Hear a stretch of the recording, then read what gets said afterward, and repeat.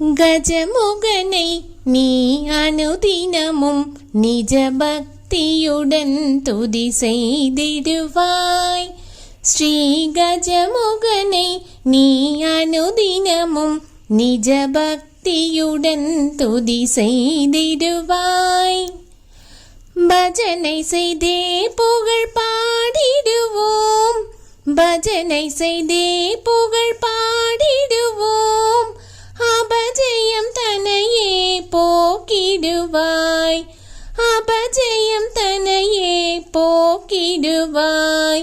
ஸ்ரீ கஜமுகனை நீ அனுதினமும் நிஜ பக்தியுடன் துதி செய்திடுவாய்.